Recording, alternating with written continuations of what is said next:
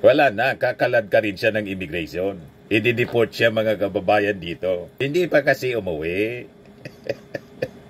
Para may mapaglagyan siya, may matutuluyan siya rito. Kaya lang, hindi sa bahay nila, kundi sa kulungan.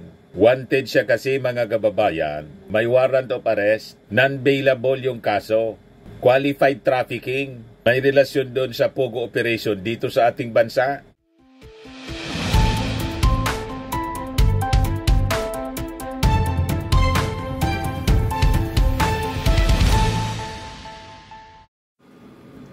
Hello po mga tugang, mga manoy, mga manay.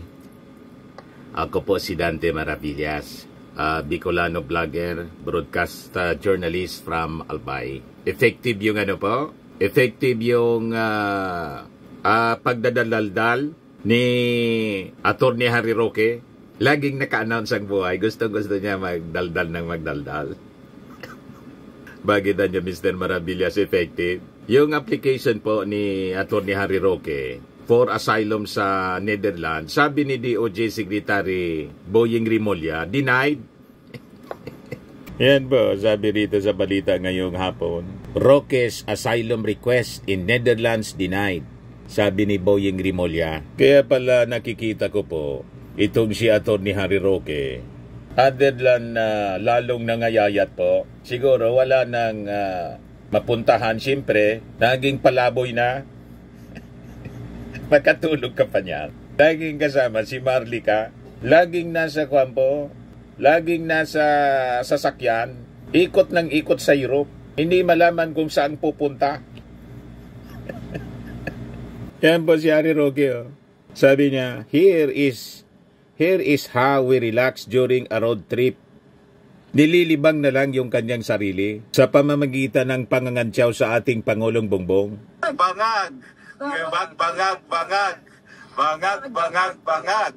Ngiwi! Ngiwi! Ngiwi! Ngiwi! Ngiwi! Ngiwi! Ngiwi! Ngiwi! Ngiwi! Butot! Butot! Butot! Butot! Butot! Butot! Ayan kasama si Marlica. Ayan po, sa glacier, sa kotse, sa lahat ng bansa, ano yun? Bangag, VNB. Tuloy pa rin ang VNB kahit saan, kahit sa umaandar na kotse papuntang Frank.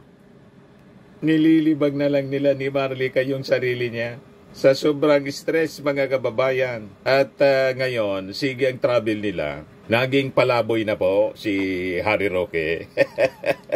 From Cabinet Secretary dati, ngayon, palaboy na lang. At pag na-cancel mga kababayan yung kanyang passport, ayan o, DOJ says waiting for cancellation of Roque's passport after reported asylum denial. Wala na, kakalad ka rin siya ng immigration. I-deport siya mga kababayan dito. Hindi pa kasi umuwi.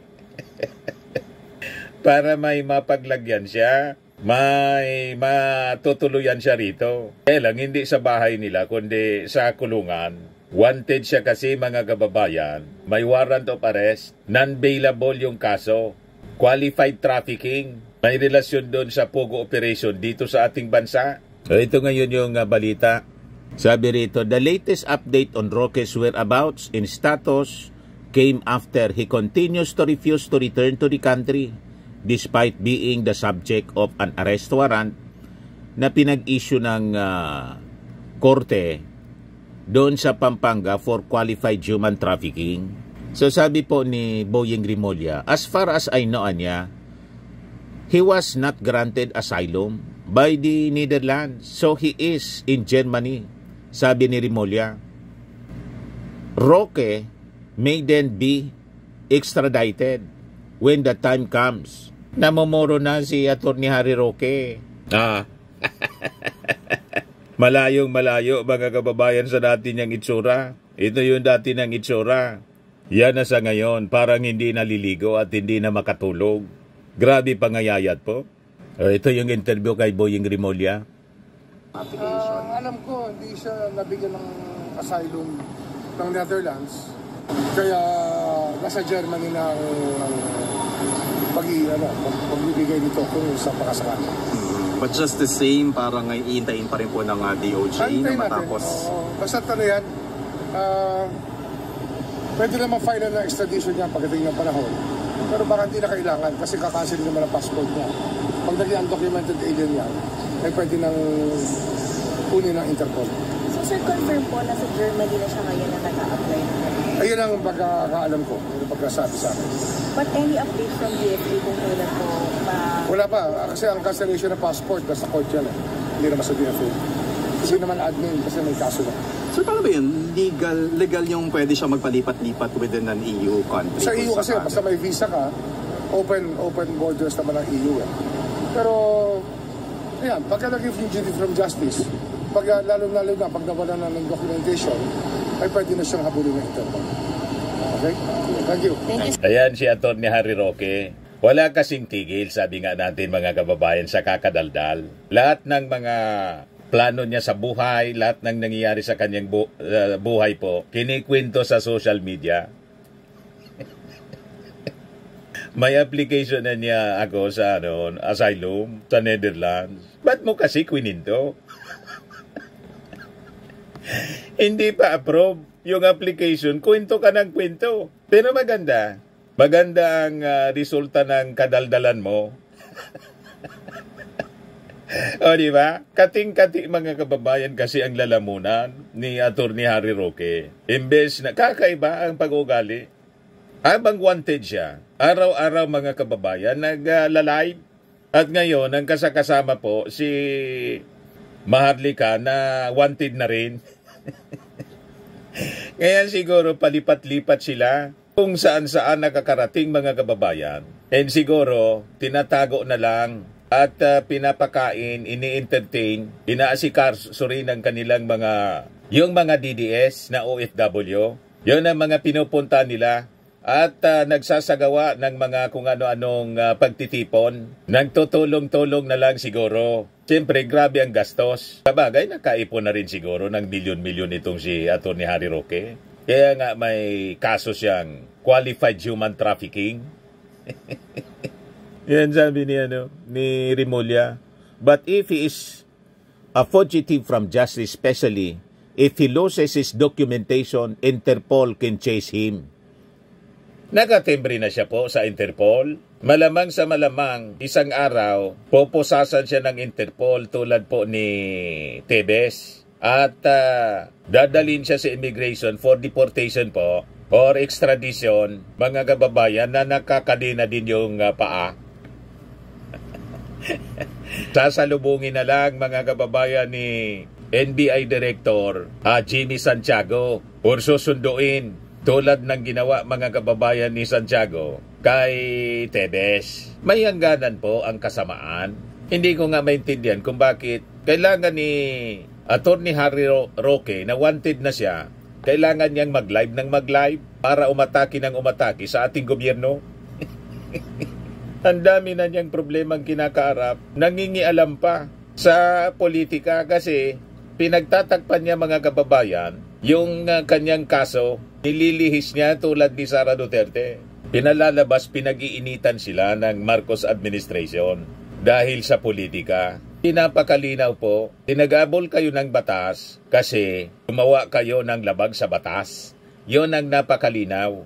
Yan The warrant was based on a qualified human trafficking case filed by DOJ against Roque and several others for their alleged involvement in the operations of Philippine Offshore Gaming Operator or POGO and alleged scam hub Lucky South 99 in Purac, Pampanga. Kasama sa mga akusado si Cassandra Ong for violation of Section 41 in relation to Section 6C of Republic Act Number 9208 or Anti-Trafficking in Persons Act of 2023. Walang politika po, mga kababayan, sa kanilang pinasasangkutan na kaso. Walang kinalaman ng politika. Ang malinaw po, yung kasong qualified human trafficking na kailangan, kung hindi siya sangkot talaga, yan ang paniwala niya. Dapat ang gawin niya tulad ni Laila de Lima. Nagpakulong, hinarap mga kababayan yung kaso, ngayon po, ML Party List Representative na, balik Kongreso. Di ba? Ganun lang po. Yung palusot ni Atty. Harry Roque, abogado man lang anya ako ng Lucky 9. Sabi ng DOJ, yung partisipasyon anya ni Roque was not just limited to being a lawyer for Whirlwind Corporation, the company which leased land to Lucky South 99, but was also the representative of the Pogo. Hindi umubra po yung mga palusot ni Atty. Harry Roque. Kaya nga, investigasyon pa lang na ginawa ng Quadcom, tumakas na si Atty. Harry Roque. Pero agad-agad na sumagot si Atty. Harry Roque. Strike to ka na niya. Yan Harry Roque, Boying Rimulya. Strike to ka na sa usapang Marites. Ibig sabihin, mga kababayan, yung pinalabas na statement ni Boyeng Rimulya, hindi man totoo na denied yung kanyang asylum application sa Netherlands. Marites lang daw yung source. Yung man lagi po, mga kababayan, yung sinasabi ni Roque. Sabi dito, in a statement, Roque said, I am not surprised that the Marcos Jr. administration through the Department of Justice has become the purveyor of fake news. Binaligtad pa, sila yung pabrika ng fake news, mga napakasinungaling. Yung video nga po, pulburon video siya, yung nagpakalat noon with Maharlika. So yung mga gawain nila mga kababayan, ibinabalik sa ating mga officials. Wala man maniwala sa kanila, kundi sila lang. Kasi sanay sila pagdating sa fake news at kasinungalingan. Mismong kasinungalingan nila, pinaniniwalaan nila. Yan ang abilidad, mga kababayan ng kampo ng mga Duterte. And sabi niya rito, he continued, strike to na ang DOJ Secretary. Una, sinabi niya, mayroon daw akong multiple passports. Ngayon, denied asylum. Ano to? Nakalap ang impormasyon sa usapang Marites.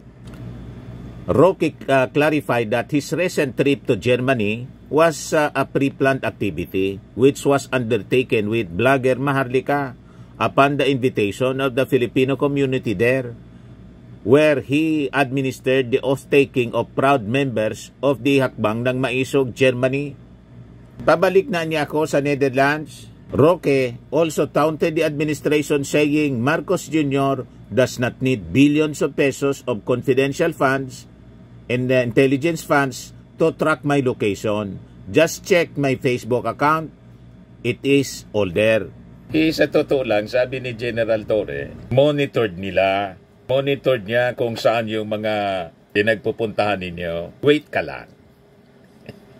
May tamang panahon. Tulad ng nangyari kay Tebes, tulad ng nangyari kay Digong. At saka, ituloy mo lang yung kadaldalan mo. Araw-araw, i-enjoy mo ang pang-alas ka.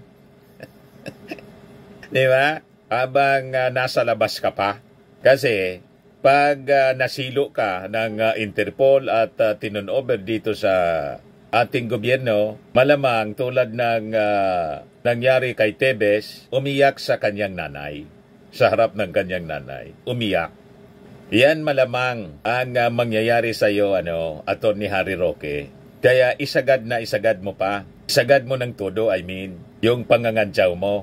Di ba? Naging isip bata na po. Bangag! Bangag! Ngiwi!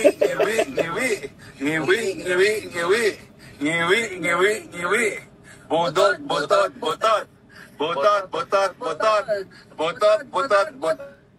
Ayan po, sa glacier, sa kotse, sa lahat ng bansa, Bangag,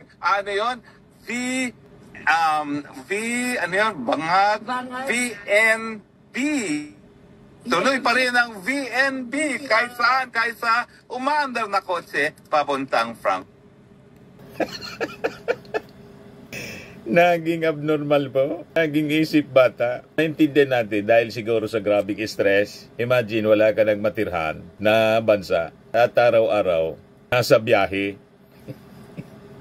Talagang stressful. Nakakabaliw ang ganong uri ng buhay. Lalo't napakasarap ng buhay nila Napakasarap ng buhay niya. Ang nandito pa siya sa Pilipinas with yung asawa niya. Ngayon, parehas mga kababayan nagtatago. You see, pugante, tinaganap ng batas. Ito pala yung bagong product namin mga kababayan. I am worldwide. Amazing pure organic barley.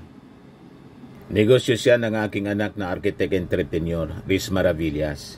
And endorsed by Maritoni Fernandez po. Cancer survivor, itong si Maritoni. For cancer-free life, try ninyo po itong barley.